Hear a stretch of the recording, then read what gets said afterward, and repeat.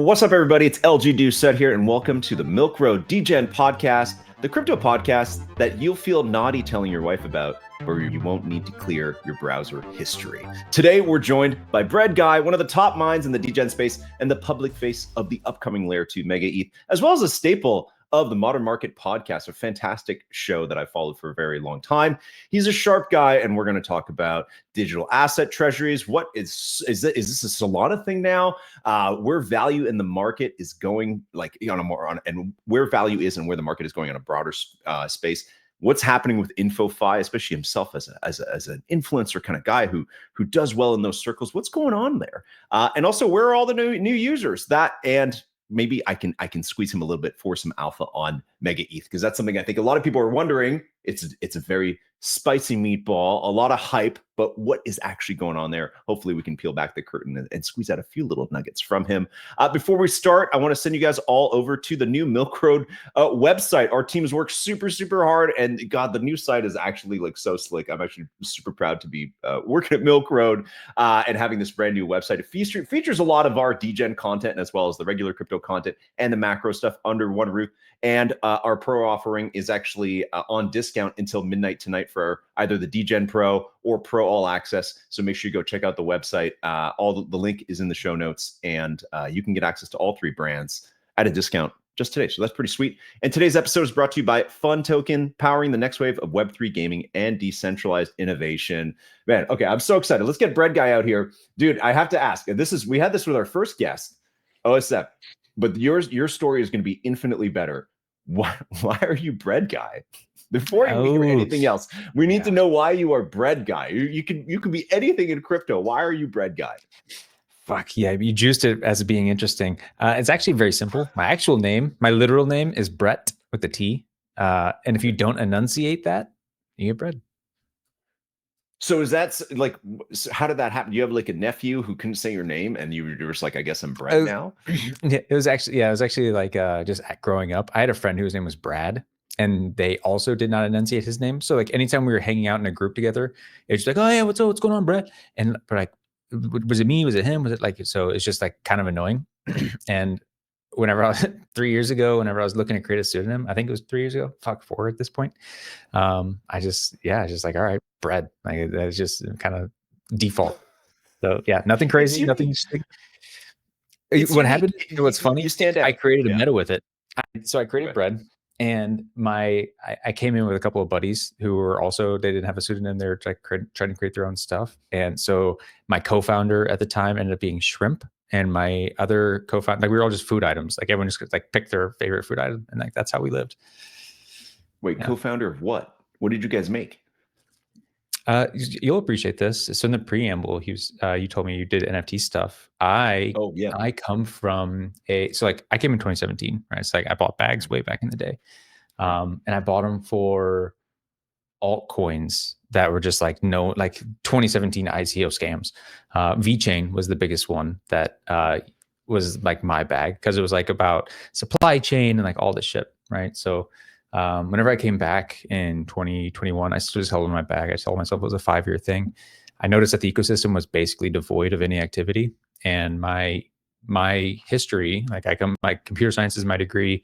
I worked in healthcare IT for a long time, like as a consultant. So like I had a long history of like knowing technical people. I brought in a bunch of buddies, and we built up a bunch of NFT infrastructure. We had a Launchpad. We were doing aftermarket support for a bunch of people that launched collections and like wanted to do like burn events or like all that shit. It's like, yeah, we just like owned this very small ecosystem that had no activity, just because we thought it would be easy, and built up a lot of value there. On this VeChain thing? On VeChain, yeah. And did you guys? We sold it off. People? If anyone follows me, they know I have a bunch of technical content. I still very much stayed in tune with the rest of the market. So Solana, Ethereum, I was still doing stuff over there. And I was like, okay, even though I don't necessarily believe in this ecosystem, I think it can grow big enough to be sustainable and useful. We could be a big fish, small pond situation. But it's just like, after meeting the team and getting really close to them, I just like, they didn't have the vision that I could see or resonate with. Like I could just like everything felt like a drift out of the sea, and I just like we just sold it off. Like, it's like, I can't build here. Like, I feel like we're on quicksand. They don't have a vision. They don't have a goal. Like, it's just not sustainable. So when you say you're technical, this is actually a very interesting part of the space for me, because I feel like my mindset, a lot of other left curve degen folks, like we're looking for narratives, right? You're more on the technical side, and yet I feel like we run parallel in terms of the things that we are interested in at times, right? So how do you, I'm not really sure what I'm asking, but I guess I just want to get a sense of you, like, as a more technical person in the space, how do you approach what you're interested in? And I'll give you a bit more context. And I know I always talk too much when I ask a question, but I think I like it for people to understand that it's like, I feel there's a problem in crypto sometimes where, you know, something has great tech, but price action doesn't reflect that, or market cap doesn't reflect that. And you've had a few great products come along that never actually gain traction. Maybe they're too good, or they just don't have the right cabal behind them, or whatever that is, or they're on the wrong chain, or some other kind of thing. So how do you align looking at things really technically, which is great, and I think a lot of people wish they want to grow that skill, but how do you align that with narratives? Yeah, I think what happens is everyone needs to drift to the middle of the two things, because like you have the one side, like you're saying, is very technical. The other side is like the social implications of stuff, distribution, narrative, storylines, like all these things that are very psychological. And we need to drift to the middle and realize that both are pretty important. I would say arguably distribution, storytelling, all that stuff is actually even more important, because I fell victim early on to the stuff that you're talking about. VeChain's a perfect example of it, which is like, I got pilled up on the technical aspect of it. And I was like, oh, the best tech will win. But it's like, it's actually very complex. And like, I had to understand the human psychology elements, like basically a lot of like trading sentiment stuff of just like why people are attracted to stuff, what makes people have certain products resonate with them, just like all of those things. So like, I am, being a technical person, I am very in tune, and I like researching the technical stuff. I like understanding that stuff, but I have had to come to the realization over the years that just like, that's not 100% of the story. You have to understand all of it, and you have to like weigh both of those things appropriately in your head. And it's a journey for everyone. Can you give me a recent example off the top of your head, which may not be easy, of both something where shitty or non-existent vaporware, incredible financial opportunity, and then the opposite, fantastic tech, doesn't move?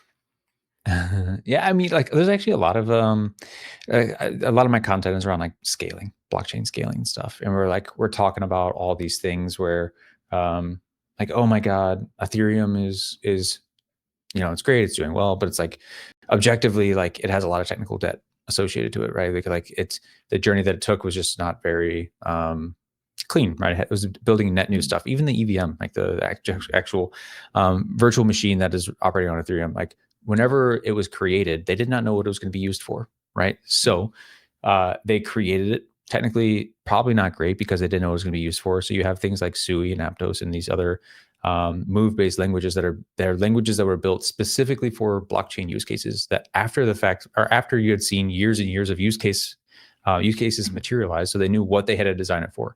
They had to protect against reentrancy bugs. They had to protect against, like, they make it object oriented, shit like that, right? They could optimize it, make it better for it. So like, you have some of these things, Sui, Aptos, that are like, I would say objectively, technically better for what blockchains are being used for. But Ethereum's been around for a long time. It's got network effects. Right. People have bags. Like, there's this, and it's more decentralized. There are some like legitimate things that Ethereum is better at, but like, when it comes to like pure performance, pure architecture, pure whatever, some of these things are technically better on like in an objective way, but it doesn't matter because of a lot of the personal stuff and softer stuff that is built up over time with something else.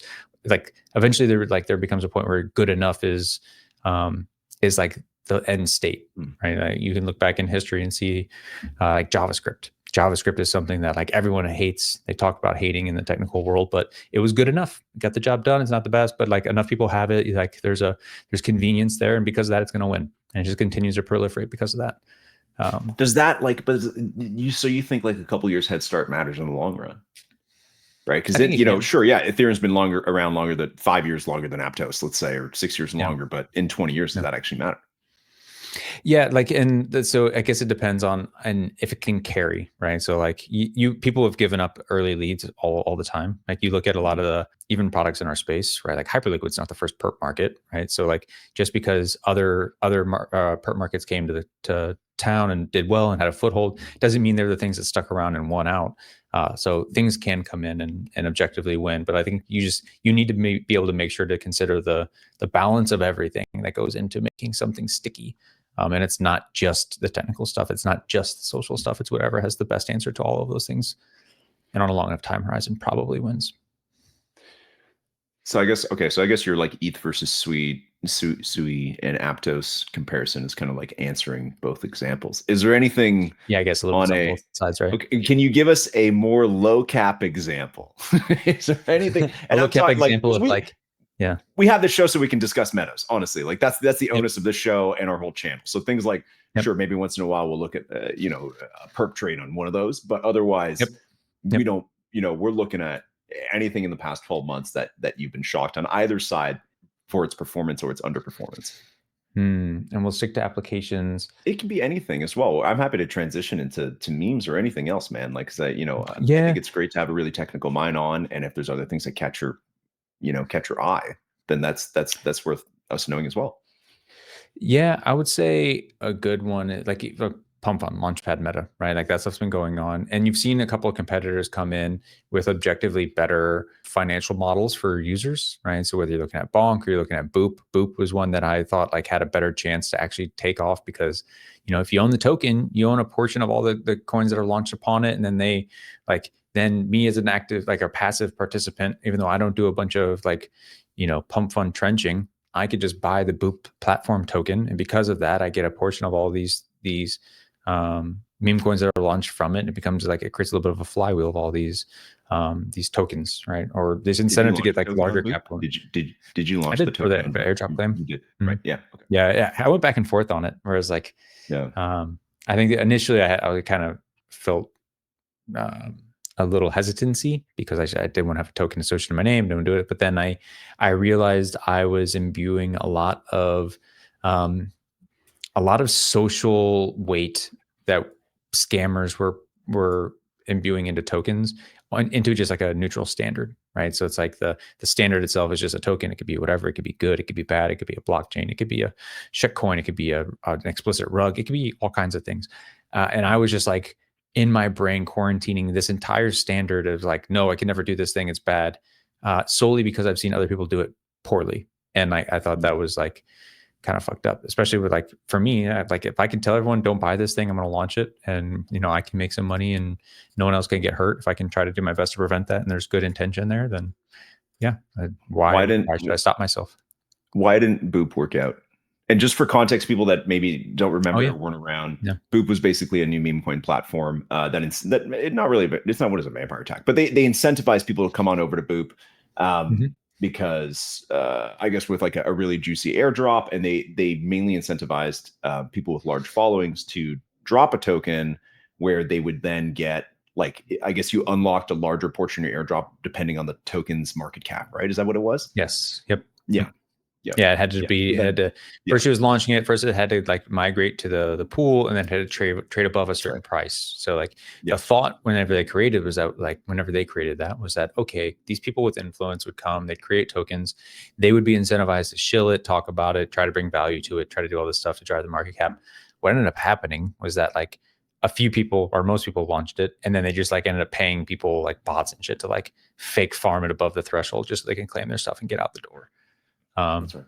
But like for a more complete picture, so like, but Pump.fun is the canonical launchpad of this cycle, right? They've had over $1 billion in revenue. They just launched they had an ICO recently that did really well, around 4 billion. They sold a couple $100 million worth of tokens, right? So like they've just dominated this. Did you buy in? I know. I wish I tried to trade the chart a little bit. I have some now that it's dipped. I think it's still objectively like I buy into the revenue meta, right? So like Hyperliquid, Pump.fun, even though it has been attacked recently by by Bonk. Bonk took a lot of its market share for a short period there. And people were unsure of like why that was the case and if that was sustainable. it has now retraced basically entirely to Pump is back into its original position. So if you're seeing Pump, which again has generated over $1 billion, close to $1 billion over the last year. So like that's backwards looking. That's not like some annualized, last 7-day thing. That's the money in the bank for these people on top of what they raised over the last year. It's a shit ton of money. It's incredible, especially in this industry. It's one of the top revenue generating things in our entire industry. So whenever you see all of the tokens across all of our industry, infrastructure stuff broadly is at the top, even though it doesn't generate a lot of value. It doesn't generate a lot in the way of fees and value back directly to the token. It does generate value because it enables applications like a Pump.fun. But what does that actually mean? What does that actually translate to? Anyways, Pump.fun, I did buy it. I think it's still great price here. Again, if you look at the equivalent fees generated by Hyperliquid, which is valued at was like $36 or $48 billion right now, roughly. It's a 12th of that, a 10th of that. Right now, generating roughly the same amount in fees. It's just you don't have the same structural buyback to the token. So that's the big question mark. How durable are the fees, and will they continue to DCA in with their 25%, 75%, 100% of their revenue? It's inconsistent, so it's hard to predict. What do you think they're going to do with their massive war chest of money? Because they've already deployed I think 30 or 40 million buying back their own token, and then also ecosystem tokens like other leading memes, but then they still have an obscene amount of money after that. And I know they said they're going to build a Facebook killer and all that kind of stuff, but I don't know if that's what else are they going to do? They're going to do something else short term. Well, I mean, streaming is obviously their thing that they're leaning into, right? So they launched that over the last 6 months, and they even said in their TGE announcement, their little pie chart had streamer rewards in there. So they're undoubtedly going to have something to do with the continue to further the streaming meta. They believe in it. They think it's going to be something that continues to grow. And my thought is that they're targeting the supply side of all of these other streaming platforms, right? If you look at Kick versus Twitch versus whatever, what they typically do is they make a shit ton of money, and then they go, we're going to pay Aiden Ross $1 gajillion to come over to our platform. And so they're doing it top down, right? It's okay, we bring over the top creator, have him do his thing. It'll bring over some followers, and then we'll charge ads on these people. What Pump is doing is they're attacking the supply side of it as opposed to the demand side. And they're saying, okay, net new streamer of the world, come to our platform. Whenever you do your stream, you're launching a token, FYI, and people will speculate on it. Whether you want to or not, people will speculate on it, and that speculation will drive fees, and then you'll make money. So you'll make, whether it's $100, $5, $10, it's an infinity percent more than you would have made on Twitch or Kick, right? Which is $0 unless you're a top 1% person, right? So they're saying, okay, all net new people of the world, come over here, launch coins, and get paid for it. Just because speculation is going to drive fees. We don't have to pay for it ourselves. We're just going to support everyone, and that's what will happen. Now, I think they'll also pay for the top creators to come over. They'll have a few big deals that come, and then just a few product reveals that come with that. So try to get even more people to try to come over and try their hand at launching on Pump. But if they can do that and get some of these net new people in, and eventually some of those take off and their coin goes really weird, then they make a shit ton of fees. That's a viral moment that they can then tweet, talk about, and attract more people and say, this was my story, how I did it. And I was making $100 when I could have made $0 for the first 200 streams I did, or whatever it is. And eventually one hits. It's I think they're just trying to build up for that catalyst moment. Do you see them staying as the number one Memecoin launchpad, and or do you even see Memecoin launchpads sticking around in their current form? Yes, stick around, because the market has clearly just showed that they like it. It's it's a simple form factor. Meme coins are so malleable that they can attach to any kind of meta, right? So they follow the presidency stuff for a while, and then they did the celeb coin stuff for a while, and then even the Trump has a technically meme coin that's long term. They can attach to everything so easily that they'll stick around. And then plus was just Pump has so much goddamn money. The war chest is gargantuan, right? So even everything that has been done to take away their foothold, Bonk obviously over the course of the time, as Bonk took over their market share, what was happening was you could see the coin creators themselves were migrating platforms, because the actual number of coins that were launched and graduated over that time period stayed static while the source changed. So it was like the people that were literally doing it just went from one platform to the other, instead of it being like Bonk could have came in and just like paid net new people or like bots or whatever, just like spin up coins that no one was buying or whatever. But it was the people that were actually moving. So we don't know what they did. I know I talked to the Radium group and they were like, hey, yeah, like we reached out to these creators. We try to, get them pulled over and onboard them and do all this stuff. I'm sure there's probably some kind of token deal because no one does this shit for free. They migrated and then they migrated back. Now they're back on Pump for whatever reason. And unless you're having those conversations, it's hard to say. And it's just like the platform's so sticky. And now with all the money that they have in their war chest to continue to incentivize stuff, anyone that steps in and tries to beat them, like Pump can come over the top with just like cold hard cash, and that's going to be very hard to beat. Totally. So you have some Pump. I do. Yeah, I pivoted with the Bonk stuff. So I bought Radium at the time because like, okay, Bonk, this is looking to be real.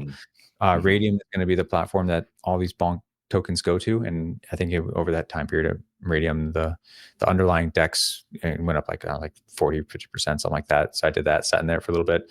Pump receded because everyone was freaking out, and then Pump gained market share back, so I swapped right back into Pump. Now I'm just going to sit there for a little bit. Brett, I was actually asking that because I wanted to know what else you're holding. You know what? I'm gonna pull up my wallet real quick. These Launchpads have actually been like tormenting me for a little bit. I tried to play Poop. It didn't do well. I've been playing on Ethos markets. Like I have, my Ethos validator, and I'm getting some stuff over there. I swung back into ETH with the DATs coming forward. I know that's not what you guys want because that's all treasury shit. That's all the majors. I didn't say I didn't want that. Listen, a good trade is a good trade, man. Like that's that. Hey, listen, one thing we got to preach too, especially volatile times like this, is sometimes the best trade is no trade at all. Like it's easy to sit down with this stuff and look at how much things have pumped and then think like maybe I can still catch the next 20% on some of these, but that's not always true. That's what I'm good at to a fault. I'm not a huge trader. So like, I'm really good at just like kind of letting things do their thing and just riding it and just like giving it time. The problem is I usually give it too much time. I give people the benefit of the doubt and like, oh, it'll come back. Like I traded, I don't know if you were the Pups wave on Bitcoin whenever it caught a wave.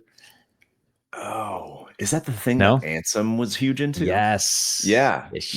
So was that an ordinal, or was that the ordinal had like a rune, or had a different? It wasn't runes. It was like the other Bitcoin token standard, right? Story is long. So like it was originally BRC20. So it was like the ordinals was the first thing, right? And they can be inscribed whatever you want. And it was just a JSON file attached to a thing. All right. So initially, infinity years ago, so the Pups collection, which is the Bitcoin ordinals, launched a BRC20, which was Pups. I bought some of that shit like forever ago, forgot about it, like $1,000, $2,000, whatever it was. And then like a year later, I still have this stuff. And because I forget about stuff, I forgot about it. I just forgot I had it. It started doing okay. It's like, okay, it's attached to this NFT collection, which is doing okay. They eventually got in front of Ansem, and Ansem's like, it was Pups is the whiff of Bitcoin ordinals. And that was when whiff was big. I had a bag of whiff too. Sold that shit off. And so this is like late, like 2023 or like a year ago. When was this? Yeah, it had to have been. I probably bought it in 22, 23 because this was back when these things were popping off. And it was even before. It's like early days of Bitcoin ordinals. So it was before the halvening. It was before all that stuff. That's right. And then leading up to the halvening is when Ansem saw it. Everyone's getting excited because the halvening was coming. Bitcoin's the future. Bitcoin ordinals will change the world. That bag that I spent like, I don't know, I like $2,000, right? $2,000 to get this, and I forgot about it. I just bought it on a whim because a friend in a chat shilled it. That bag went to mid six figures. Like it was up. And I was just like, sick, got it. I won the entire cycle. Yeah, look at that chart. The coin is equally as rough. And then like, this is for people are only listening on audio. We're just looking at the Bitcoin puppets chart, and Bitcoin puppets, you've maybe seen them as PFPs, are these like horrifically ugly but charming, like MS Paint, like kind of monkey things. And I remember, and this is right after I had a baby. So this is like, I was like in a dream, like in and out dream of like trying to check into crypto in like spare moments. I remember seeing these at $300 and be like, that's so fucking stupid. And then checking like 2 days later and they were like $9,000. Be like, I've clearly lost touch. What's the peak there? What's the peak of that? Because that's priced in Bitcoin, right? At 0.47 Bitcoin on almost April half of 11th. Bitcoin. On April 11th. So April 2024. That's right when runes were launching, I think, right? Like a year and a half ago. Yes. So BTC was like 60K. So let's just call that like an even like 25, 30K each, right? Yep. At the peak. Yep. Can you imagine if you get the BTC there and then ride that up to 120K? That's listen, hey, Mr. Disciplined Trader. Okay, you're not supposed to. The main thing about disciplined trading is you don't fantasize about trades you can make. That's true. Oh, I wish I'd minted 1,000 apes and sold them all at $500,000 each. Like, of course. God, Dad, do what Mando and them did. Wish I sold all my Bitcoin to ETH 2 months ago. Like, of course, you could do that anytime. God. Okay, so let's look at the pups chart. Hold on, let's look at the pups, the token chart. Ugh. So yeah, that top right there. So at peak, my bag was doing very well. I remember mid six figures, something like that. I promptly just wrote on. I was like, yeah, it'll come back. Like, just sit on your hands, it'll come back. Like it's the Bitcoin, it's the whiff, it's the whatever. It did not. As you can see, the chart is ground to zero. So I ended up selling for 5 figures. One more Ansem tweet, man. Just one more Ansem tweet, and it's gonna fly. It's gonna just rip. So bad. I had so many people tell me, like, bro, you got to sell at least half. And I should have, but I did not. Why did you believe in it so much? Why did you think it was going to come back? Because this has the pump, at least you had a great, a huge treasury. Meme coins are still a thing. They have Launchpad screen. You gave me a great bull case. This had none of those things. This is just like memes in the bear market. I think it's because I'm not a good trader. And I don't, especially in like the meme sector. Like I don't have a good sense for like how lasting these things are and what is and it's not a good thing, right? I had my bag of whiff, I had my pups, whatever. And I'm just like I think it's in the back of my head. I always hear the stories of like the Dogecoin or the Shiba person that just like forgot about it for 10 years. And then like next thing you know, it's worth a good $1 billion. And in my mind, because like, look, I'm doing all right. Like it's fun. It's all experience. It's all internet. I don't have kids, right? I guess just whatever. That like, I just see stuff. I'm like, yeah, you know what? Like it's not going to change my life. So like, I'll just ride it to zero or $100 gazillion. So like, I'll be that guy. And then I end up riding it to zero more often than not. I'm sorry, man. I'm sorry. That's rough. It's more of a word. Yeah. I think there's always, what I will say about NFTs like this is that there's definitely, I try and talk people out of trading NFTs all the time now. And it took me a long time to learn that. Same. I have Moonbirds. Somebody bought Moonbirds. The Spencer's running Moonbirds. They've gone from 0.2 to 3 ETH, and holy shit, they're going to keep, they're going to be the next Pudgies. They're going to run with penguins, blah, blah, blah. And those are all great reasons. But like NFTs to me are like an asset, like they're still around, and they're still around. There'll still be NFTs that do well. There's still some good investments to be made, but it's like, I think it'll be impossible to get out of this mindset of that day before Other Side minted where they were $500,000 each. You know what I mean? Like, I don't think, and there's this peak hysteria, and that could happen, I think, for other assets in the space. There's something else that could come along. AI at the start of this year was a good example that like it didn't last. That wave didn't last as long as the NFT wave did, but you still had these AI tokens like just, breaking down these huge market caps that were just insane. So you have these mass hysteria moments, but I think it's hard to get away from that. Like, well, this asset could be that thing. And the chances of any of us holding that thing through that ride up is very unlikely. Yeah. For me, like, I feel like I feel a need to participate. So like, although it sucks, and like between trades like this and like, just like unfortunate incidents, like I've been scammed several times, right? Or like, had a PK issue, like, or private key issues, like stuff like that. And that happened with my friend tech stuff. I did participate in friend tech, and a scammer got me. So like, I've lost a shit ton of money with all this stuff. But like, for me, if I don't participate, I don't learn as well. So I like to think I'm improving year over year.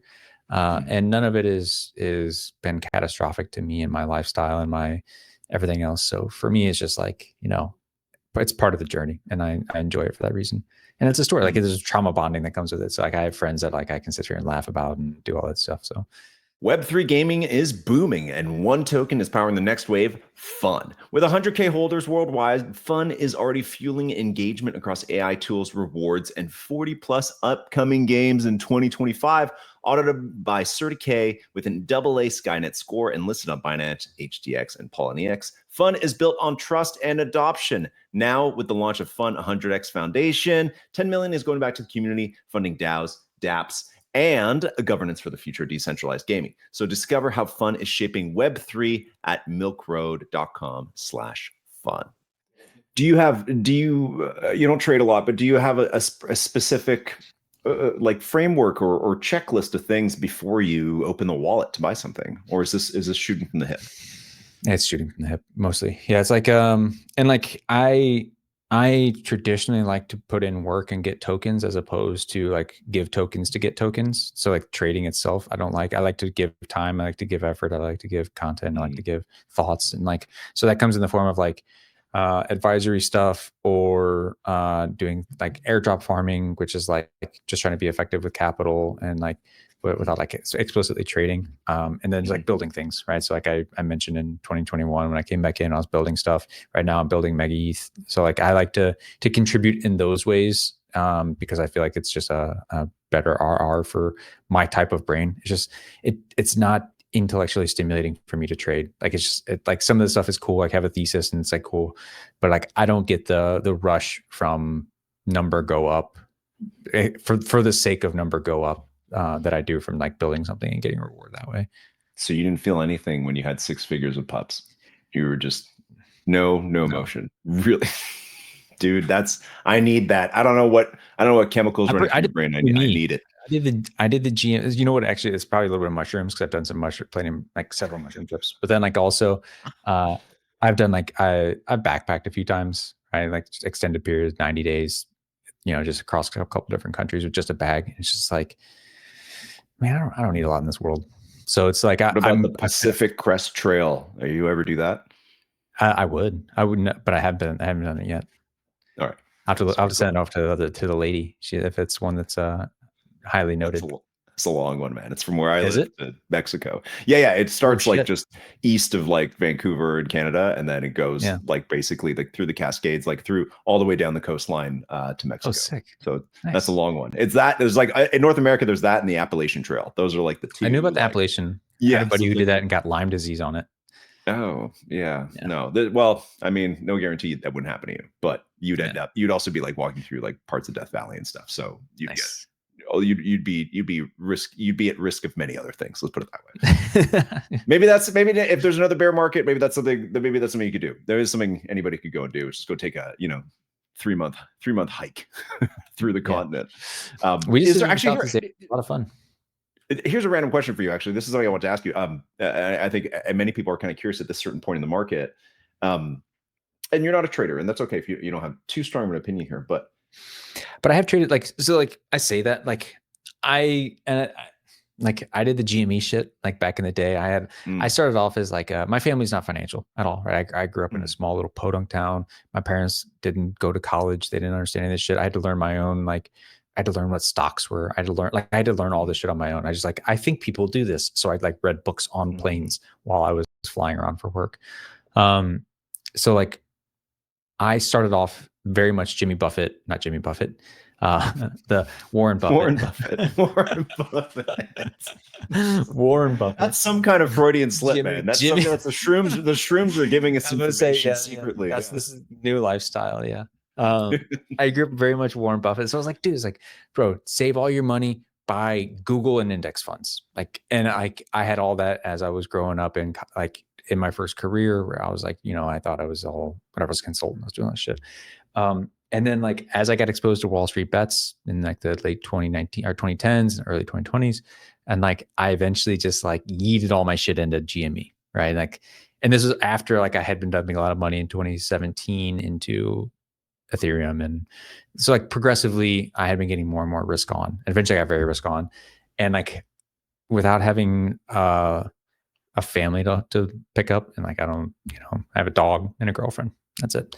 I don't have to worry about anyone else. I just progressively become more and more risk on, and like I know I just have like this optimism that like no matter what I do, I'll be good at it and I can make money. So like whatever. So I did the GME stuff, ran that up to 7 figs, couple 7, like did that, brought it over into crypto, rode the 2021, 2022 wave again, 6, 7 figs, like fucking around doing stuff pretty easily.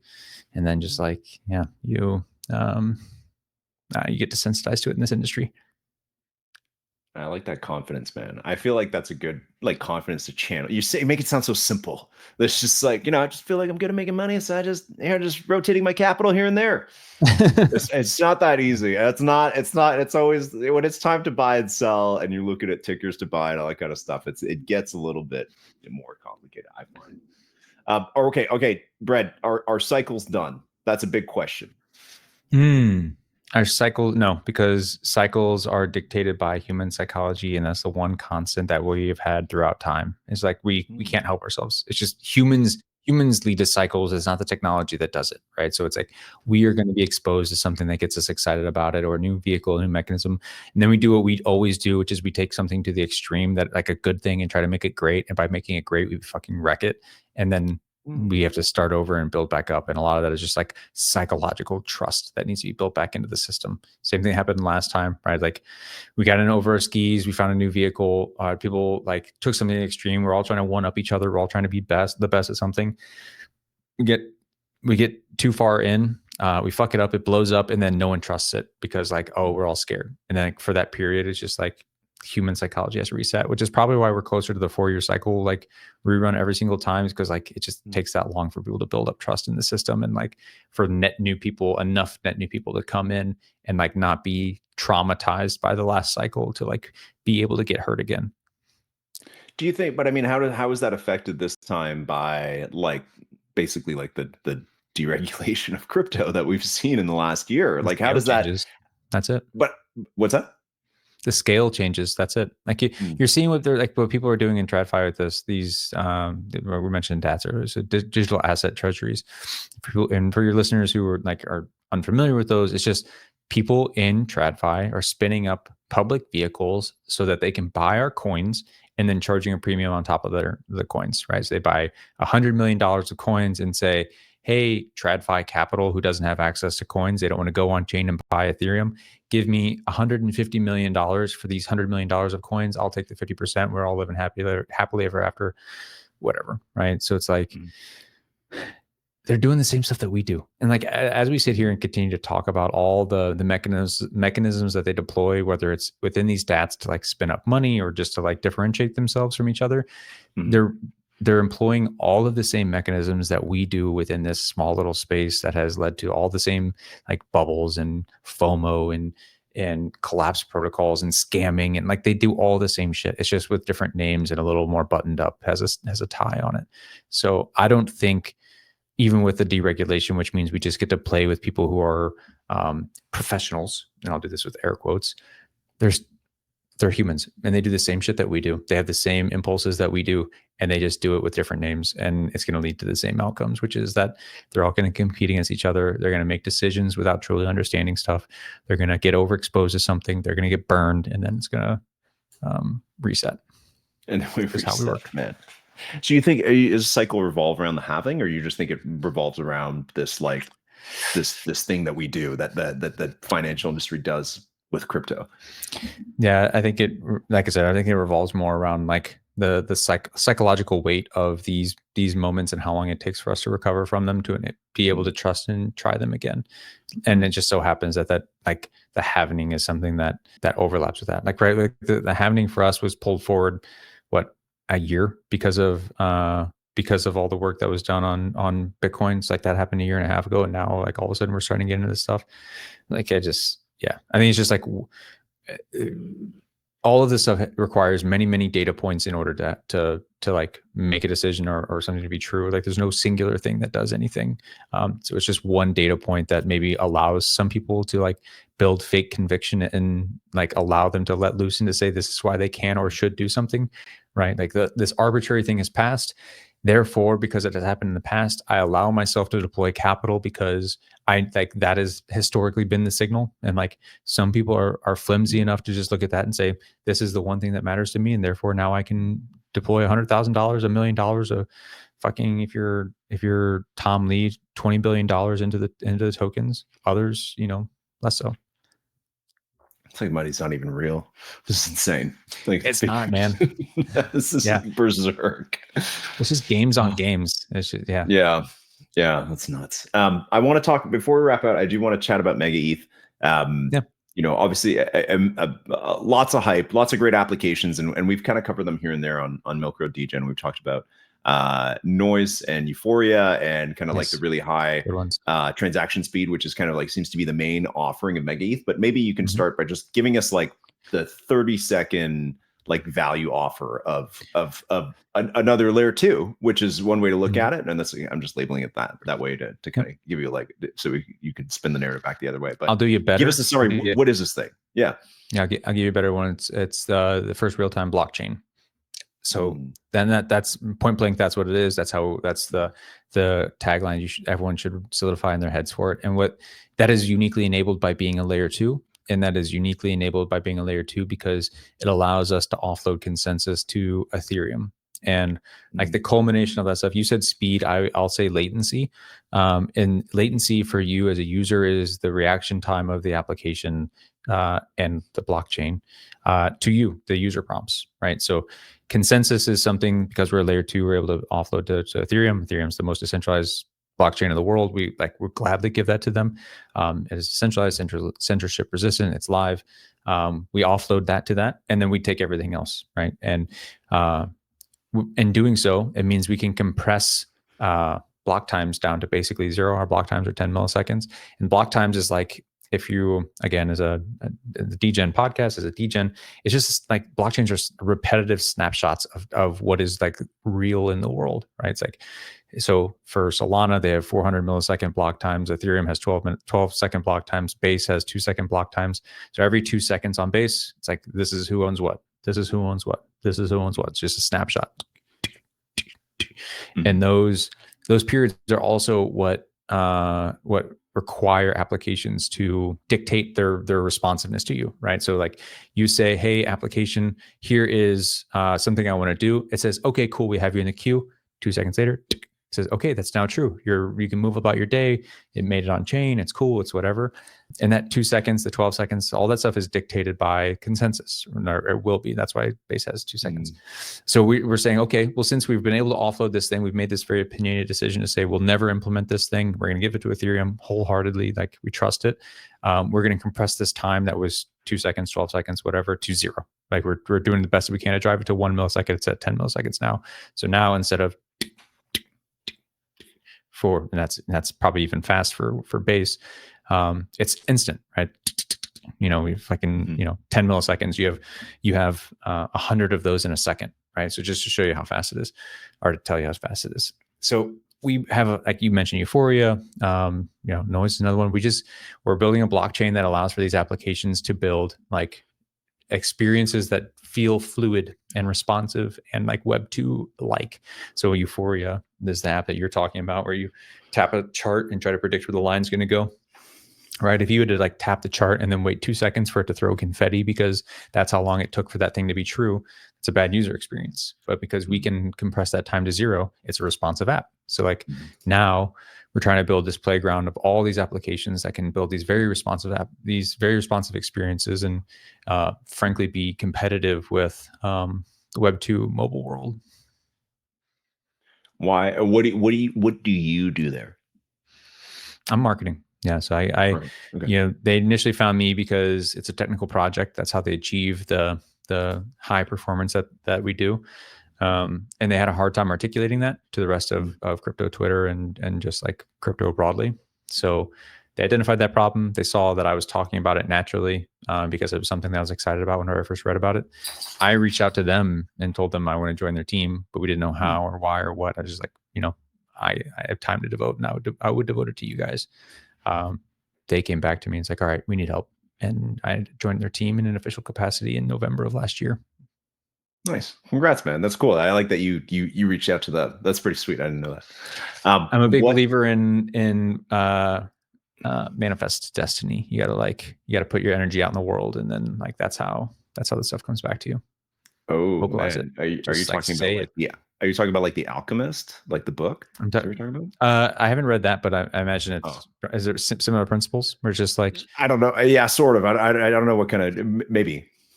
Yeah, it's just like I even said, like, as I spent about a year between like quitting my consulting gig, which is what my past life was in the healthcare stuff, and like trying to go full-time Web3 after I had sold off the Web3 business, and I had like, been in the industry for few years. And over the course of doing that, I just realized that like, man, no one knows. Like, I wanted to work for people. I wanted to have opportunities. I wanted to be an advisor. I wanted to invest. Like all these things. And no one is going to assume those things of you unless you explicitly say them. Like, you just have to like say it. So it's just like, if you want more investment opportunities, say you're looking for investment opportunities. If you want to join teams, tell teams you're looking to join them. Like if you hide that stuff, then you're the likelihood that they're just going to infer that about you or assume that about you is basically zero. And I even saw that with the Mega stuff, because I reached out to them and I did that. That's how I ended up joining, because I expressed my interest. Once I announced that I joined them, I had like 10 teams ping me. They're just like, bro, had I known you were looking, you would have had a fat offer from us. Now, I don't know that I ultimately would have joined those teams, because like I reached out to Mega for a reason, but like still, you have to put that stuff, energy in the world. I agree. And I think also in general, even if it's not like a job, I think generally people want to help you. You know what I mean? Like people generally, especially like in work world, if you tell people like, hey, I want to learn this skill, or I'm looking to get more of these kinds of responsibilities, or even in crypto, like I'm trying to find more meme coins to buy. It's like people will hear that, and when that'll make them think of you when that comes across them, right? So it's I definitely feel you. The question. Listen, this whole interview, Brad, has been leading up to this moment. You know exactly what I'm going to ask. How do can we airdrop farm MegaETH? What's the deal? This is a Degen podcast, right? That's what we want, man. And again, I agree with you. There's everything I've read about it. I'm like, this is awesome. I can't wait to use these apps. I've been beta tested Noise, love it. Chat with the Euphoria team, very keen. Put my hand up to be on their beta test list as well. But naturally, like when something is good, people want to be part of it however they can. And a lot of people missed like Hyperliquid, but they weren't perp traders. That's fine. Like something like this. That's me. We've had other ecosystem launches that were good and bad, like Blast, right? That couldn't continue post TGE. Obviously, MegaETH has a much. Which is a shame. They had so much going on, dude. It's something to be studied. That's a whole other podcast with IsoBeast or something like that, or just talking about what happened there. But I'm talking like MegaETH, a fantastic setup. You're part of the team. A lot of reasons to be bullish. How can people listening to the show, how can they be part of that? Yeah, I think it's important to talk about like where our journey to get to where we are and like our ethos, and then maybe that'll give people an idea of where they can anticipate opportunity. So like before I joined the team, right? I joined because I saw their raise from Vitalik and Joe Lubin and a few of these other like well-renowned figures, Dragonfly. I was very modest. I think it was like 10 million. But that was the announcement that got me to like read their white paper and do all stuff and get excited. Since then, we've had two initiatives where we explicitly have eschewed additional venture capital investments, because we had seen a lot of projects that have just raise a shit ton and then do a low float, high FDV launch that goes down only. So we made a very explicit decision to find different vehicles to give people who are not traditional investors access to network value in the future. So one of those was the Fluffle, which was NFT mint, 5,000 NFTs at an Ethereum piece. They're going to come with explicit allocation to the network in the future. Another one was the Echo raise. Echo is a platform for doing like basic ICOs. We did I think it was like 3 million there and immediately filled up cap. And then we ended up extending it to 10 million. That sold out in record time, like 10 seconds, something like that. So we've in total raised about $40 million to this point, which is modest for infrastructure products. We do plan to have another opportunity to let people get exposure to the ecosystem. We haven't released the details on that. But we will be doing something, and in normal fashion, we don't want to do we like doing new and different stuff, right? We broke the record on Echo. We were the first ones to do this new wave of the NFT raising. So, that worked out really well. And we plan on having a splash with the next one. So I would just say keep an eye on our socials. If we've been very explicit, we made sure to be very explicit with everything previously. Couldn't talk about the Echo stuff because of some investor laws, but with the Fluffle thing, we announced it and it was very explicit up front. It wasn't hey, we're selling an NFT, wink, wink. We didn't want to do that kind of shit. We launched it. And we said, this thing comes with this allocation at this, figure. So people can do the math and determine if something was good for them. We will do that again. But in a new and creative way. Don't hesitate to give your friends Milk Road Degen the exclusive whenever that happens. Yeah. I'll send some messages. Yeah. Okay, awesome. Yeah. I'm very keen to write about MegaETH. So at some point, I think in the future, we'll put out a newsletter just discussing kind of the ecosystem and just. We just wrapped up Mafia 2. So we did our second cohort of the accelerator. Will there be a Mafia 3? Yeah, I mean, we believe that apps are the way forward for a lot of this stuff, right? So if you don't have apps, it doesn't matter, right? That's why we doubled down with Mafia 2 to make sure we did that, and we're very happy with our first cohort. We just did 30 days in Copenhagen last month. It was very successful, a lot of fun. We're very excited about some of the apps to be revealed. We're already starting to tease some of them. I have no reason to believe at this point that we won't do another wave. Awesome. Okay, cool. Very cool. Well, we'll feature, I think, on our newsletter, we'll definitely feature some of our favorite projects from both cohorts. As just projects to watch, places to get involved and communities to chat about. Bread, we're kind of at the end. We do something here that we call hot seat, where I ask you questions and you literally only have 2 seconds to answer them. You have to answer. I'll close my eyes. Okay. There's no ahs or anything. You have to answer instantly. Are you ready to do that? Hit me. You close your eyes. Holy shit. Okay. Hot seat, BreadGuy, biggest risk that paid off. Biggest risk that paid off was quitting my job in healthcare and coming over and working full-time in Web3, even though I didn't have a job or a way to generate revenue for about a year. Biggest risk that got wrecked. Biggest risk that got wrecked. It was OXBT on Bitcoin Ordinals. I moved over probably about $100,000 and bought a shit ton. Everyone just dumped on my head. I got pilled by my good friend. He sold it to me. He's like, man, dude, I'm getting all these senses, all these signals are going off. I know all these insiders. And the setup was there. Where's that guy? He sold out. Yeah, he's just didn't tell me he was selling out. Still friends? Yeah. Still, but I don't think it was malicious on his end. I think he just made a decision and he didn't feel the need to tell me that his thesis had changed. Took the wrong shrooms, sold it all. That's what happened. Yeah. Okay. Best airdrop. Kaido. Worst airdrop. Swell. I farmed Eigenlayer. EtherFi, all those guys, and I went heavy into Swell as one of the LRTs. I think I probably ended up lighting on fire 25 ETH, something like that, in Pendle yield, and for $5,000 in Swell tokens. Their airdrop was terrible. Okay, token we should all be buying. Pendle. Token that's way overhyped. Do I have a time horizon? One of my most controversial opinions. I think Bitcoin long term is going to be fucked. I can't. This is hot seat. We need an infrastructure. You can tell me why. Yeah. No. It's mostly around the security budget stuff. So it's 10 years from now, how's it going to pay for miners? It won't be able to, because the Bitcoin subsidy went to zero. And if you look at the Ethereum roadmap and how that's going to materialize for Bitcoin, they're not going to generate any kind of revenue whatsoever. Oh man, you have so many strong opinions, man. People got to check out Modern Market, because I'm assuming you dish out these opinions on a daily basis. Yep. Okay, fave influencer. Favorite influencer. I don't want to say ICO Beast, because I say him with a lot of stuff. He probably is one of my favorites, because I think he's just commanded really well and he's very, very topical.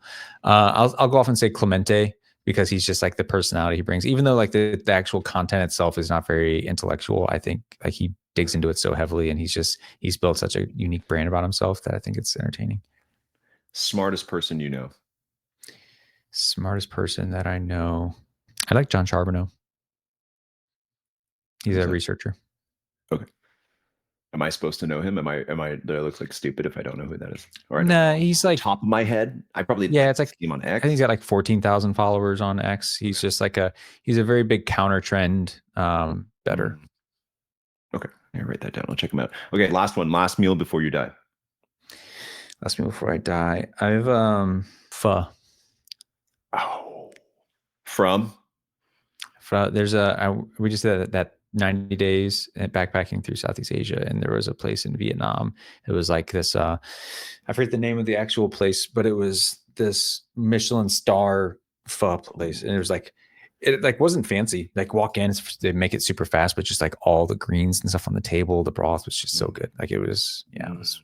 Where in Vietnam? Where was this? Which city or which town? I mean, we went to like 5 different towns. I don't know. I think it may have been in Ho Chi Minh. Somewhere in Vietnam. Somewhere. What I did, like we were moving every like 3 or 4 days, city to city. I went with my girl, and she basically just did logistics. And because I was working the whole time, like I didn't have any brain capacity for like planning the actual shit. I was just like, I would go to the new city. I would help navigate it like on the fly, like doing the public transport and whatever. I would have to work and do this stuff. I was still like working remote and doing podcasts and doing all this shit. It's like I just didn't have the capacity to like internalize anything, and I just kind of went. Nice. It's a nice way to travel. Yeah. Well, BreadGuy, dude, thank you so much for all your thoughts and all your opinions, and love to have you back on the show sometime, man. Where can people check you out? Fun. Just x/BreadGuy. 0x BreadGuy is the handle. Yeah, man, that's where I probably post the most, and it's the easiest way to keep tabs on me and Mega. Awesome, dude. Thank you so much. Want updates from the trenches alongside the tokens we're trading? Sub to our channel, then join the Milk Road Degen and Degen Pro newsletters. This show's for educational purposes only. Nothing we say is financial advice. Investing is risky. Never invest more than you can afford to lose.